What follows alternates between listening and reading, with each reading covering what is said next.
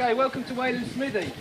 Wayland Smithy, its original form, its proper context is a Neolithic megalith. Who's going to tell you what that is? A big stone building. The Neolithic refers to the time era.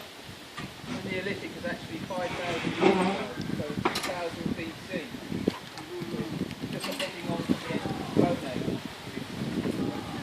And a megalith means a burial chamber which is flanked by stone.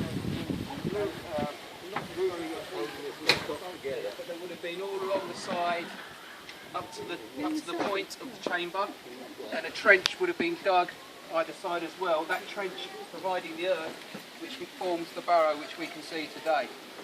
Okay. Originally, we can see here this is the crucifix, which is the burial chamber, but this is the secondary one. The original one was positioned further along in the middle of the barrow and was a wooden construction which over time fell in on itself. There were 14 inhumations or burials in there, 10 men, 3 women and a child. That was abandoned after 50 years and this construction appeared in its place. And again, entombments are found in here as well. What we've got here, these are the main stones. These would have been brought up from the valley behind us. It's about 2 miles and the land just drops quite suddenly into the Vale of the White Horse. It wasn't called that then. But these must have been brought up here by dragged, using horses perhaps, or even just pure manpower. Imagine trying to shift one of these. What we're looking at today is a reconstruction of the burial chamber, because this site belongs to English heritage. As I mentioned at the start of the walk, because it's situated between White Horse Hill and Ashdown, my 2 sites, they asked us to look after it, and that's why we're here. English heritage came and reconstructed these in the 1960s. What's a good clue about that? What was very popular in the 1960s? Anyone tell me? Apart from the Beatles. This. Concrete. So these have been righted. There was a huge, great scaffolding tower. I've seen the pictures. All this is a reconstruction as well. The capping stones. When you exit, behind the gentleman over there, there is an information board where you will see a Victorian picture of them sitting on these stones where they'd fallen over. So they've only been upstanding again for the last 50 years. Hello. So in here, it's called a crucifix because of the shape of the cross, and there are 3 chambers, the central one to either side. And that's it. People often think, oh, is that the entrance blocked off? Can we get in any further? No, that's it. Because people back then, Neolithic periods, if you were over 6 foot, you would have been considered a giant. If you were over 5 foot, you were thought to be tall. So that's why these chambers are quite small, because the people weren't that big. They were led in there on their own, on their sides, if you had the privilege of being buried in your human form. Back in these days, the connection between the living and the dead was a lot stronger than what we have today, they feel. With pagan ceremonies, you would want your ancestors, you want to be in touch with your ancestors, and even for your ancestors to be in physical contact with you. So that would either be in the shape of your skeletal bones, or in the ash that was created through your cremation, if you like. When people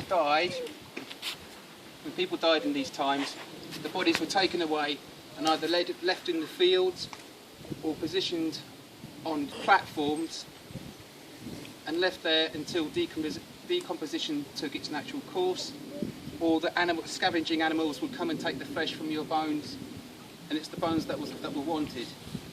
Bones that were found in here were found to have gnawing marks on them, which is consistent with the story I've just told you, and also impact damage from arrows or from sword blows. So you get the idea of what's going on here. So when come a pagan ceremony or a ritual that you wanted to perform, you go into these chambers, and it's common across the country. You'd extract those bones or the cremation pot, and you'd have that with you at whatever your ceremony was. So your ancestors are definitely with you in whatever ceremony you're celebrating. So it's a bit like Christmas. You go and fetch Granny out, put her at the table, give her a glass of sherry. When it's all done, put her back in again. There you go. So that's what these things are. This, I think it's quite a special site. Special to lots of people for lots of different reasons. There's a lot of pagan activity here. Nothing wrong with paganism, it's just a different religion, same as Muslim, Hindu, Christianity. It's not people running around jumping over fires and things, it's just a different religion. And we get a lot of activity here, as I say, summer solstice, equinox. People come here and will tie ribbons and bows into the trees and the branches, and that's their dreams or their offerings. We've had other offerings left inside the burial chamber, one being an ornate horse's jawbone, which was polished and then markings put onto it. It's a very, very beautiful looking thing it is. And also we had left here a very small a wicker man about this height, again consistent with pagan worship, positioned right in the middle there. So you never know what you're going to come and find here on a Monday or a Friday afternoon when we're doing our rounds. The other story that we've got here, so why is it called Wayland Smithy? Well, most ancient sites could not be explained by the Anglo-Saxons. This is where we start to get namings of landscapes or areas of Britain that couldn't be explained. So for instance, think of the Giant's Causeway in Northern Ireland. We've all heard of that, haven't we? Yeah? What is it? Do we think that giants walked from Ireland to Scotland? They did. Not really, no. It's an odd looking landscape of, was it hexagonal volcanic blocks, isn't it? I think that's what it is. But because it's different, because it's out of the ordinary, it needs to have a story attached to it. And the same applies to here and other places across the world, across the country. Look at Ordnance Survey maps, you've got the Devil's Punch Bowl, Grimm's Ditch, Grimm's Dyke. Again, it's all landscapes that couldn't be explained, but some of these landscapes are the activities of the ancients before the Anglo-Saxon times. So, for example, again, White Horse Hill, the horse is positioned on the hill where it is because it is above the manger, which is a dry valley, a dry coombe, and the most spectacular landscape in this part of the world. So that's why the White Horse is here.